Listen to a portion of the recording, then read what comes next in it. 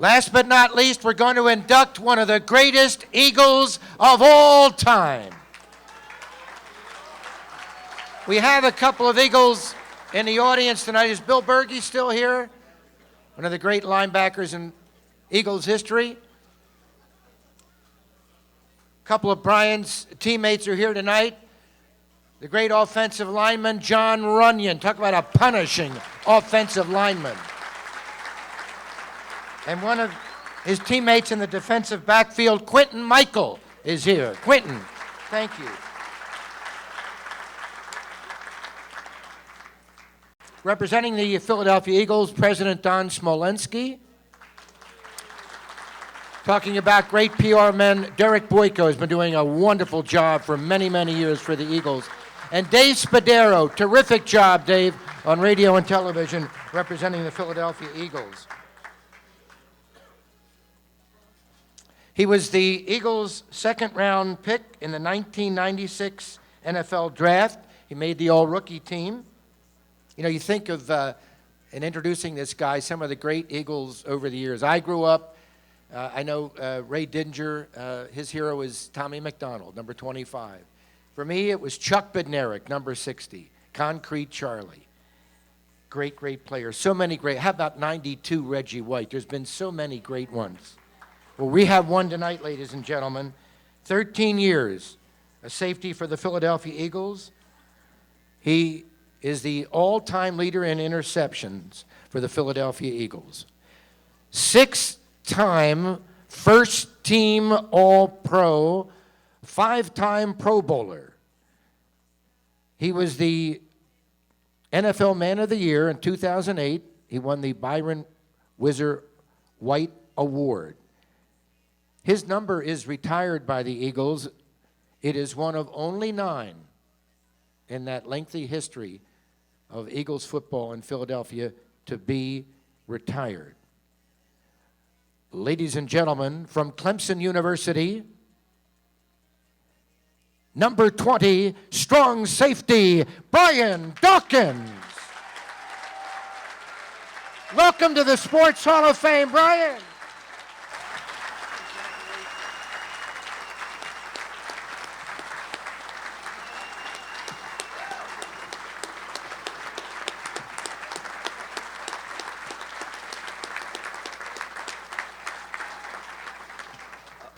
Wow. First of all, hallelujah. That's me. Hallelujah. I'm a blessed man. I want to say that first of all. How can I come behind what you just did, Charlie? You set the stage too high, Charlie. The stakes too high. And also, I want to recognize a couple of more individuals. We got Frank here, also from the Eagles, Don's security. In the back, we have Howie and Greg with security. Excuse me, with equipment. It's a couple of my new teammates with the Philadelphia Eagles. Wow, it's a blessing, first of all, to have the opportunity to come up. And when I start receiving awards like this, I can't help but think of my teammates. I can't help but think about those individuals and coaches that helped me get to where I am by the play on the field on both sides of the football, and by the trust in me by certain individuals. And I don't know if this has ever been done before. I don't even know if it can be done, but I would love for the Hall of Fame, Philadelphia Hall of Fame, Sports Hall of Fame. Thank you very much for the nominee as well. But I would love to see if you can put parentheses on the side of my name and put J&J next to it. And that's for Jim Johnson, the late great.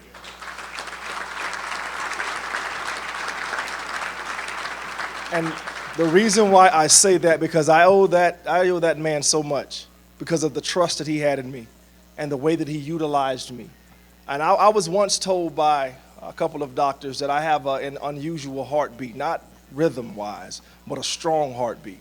Like it beats a little harder than the average person. Now, I don't know what that means, but there's a reason why that the passion rolls in me so hard and comes out so passionately and so direct towards people that I care about.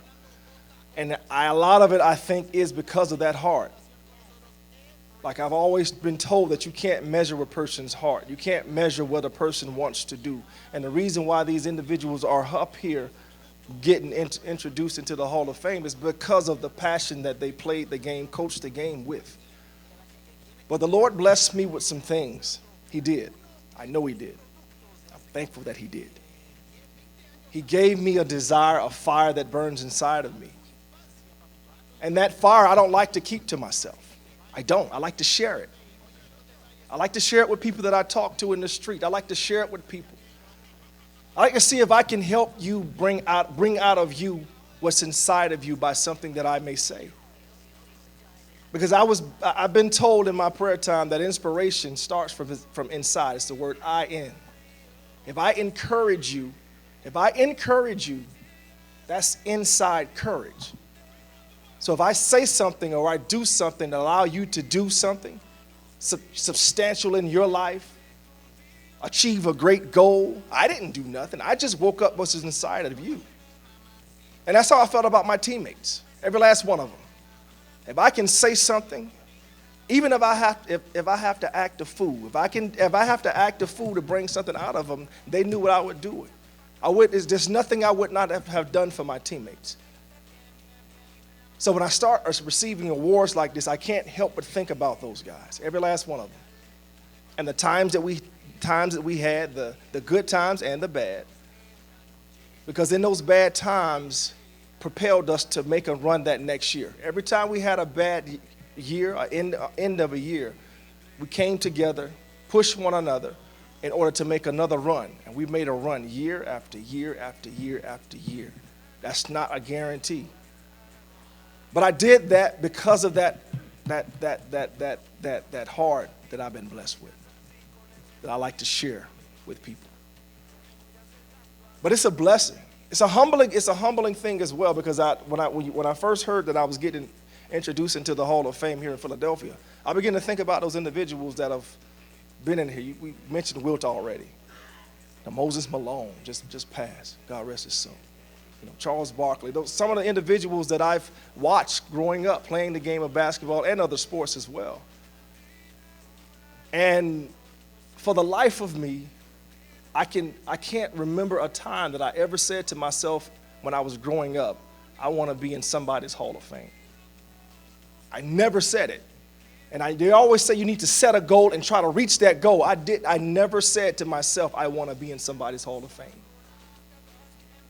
So I can honestly tell you that it's like I'm living somebody else's dream.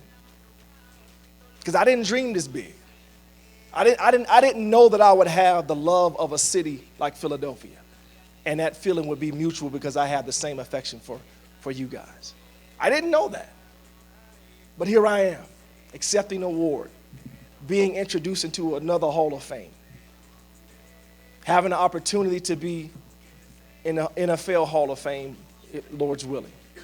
Never dreamed of any of that. So I'm enjoying the heck out of it. I am. But I would love to do that with each one of my teammates. But they can feel this as well. I would love to be able to write. Matter of fact, I might do that. See if I can write them cats a letter, each and every last one of them. Tell them how much I thank them, how much I care about them still, to this day. Think about this quite often when I look at old tapes or old highlights and stuff like that, of the exact moment we were in at that time when I said that thing on that highlight or in that pump-up video. What that moment meant for us at that moment in our lives at that time.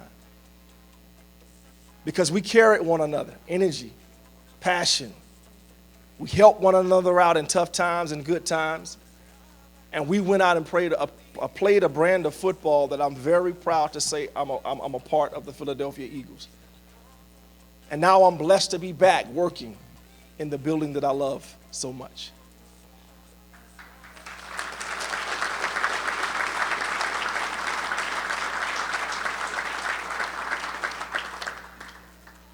I don't like to go places and have conversations with people without challenging them, because I love to be challenged. My whole life has been a challenge. Growing up in my neighborhood, I was always one of the smallest guys, so I always felt I had to do more than everybody around me. because I was always little man, little Ralph. That's my older brother. I was always his little brother. So I always felt I had to do more. I had to go up above and beyond anybody else because they were all bigger than me. And I still do that to this day. But that was a challenge for me. But I want to challenge each and every one of you, because here's what I understand. Because of, and Charlie, you mentioned it, we have influences over people, whether you know it or not. There's always somebody watching us. Always somebody watching us. What am I teaching them? What am I showing them? My children, what do I show my children by the way that I handle stress in my life, my actions and my reactions? And it's not just my children. I know that there's so many young people that have watched me as I played this game. They watch me, they look at what I tweet. They look at what I say on Facebook. So I ask you, what are you doing with what you have? What are you teaching that person that's watching you? It's at least one. What are you showing them? What are you teaching them? For me, I hope I've taught somebody that sometimes the dreams that you dream won't come to fruition. If you work hard enough, if you have enough drive and determination, if you want something bad enough, the dream that you will actually achieve will be greater than the dream that you dreamt. And again, that's the dream that I'm living, somebody else's. Thank you very much. God bless. Welcome to the Philadelphia Sports Hall of Fame, one of the greatest Eagles, number 20, Brian Dawkins.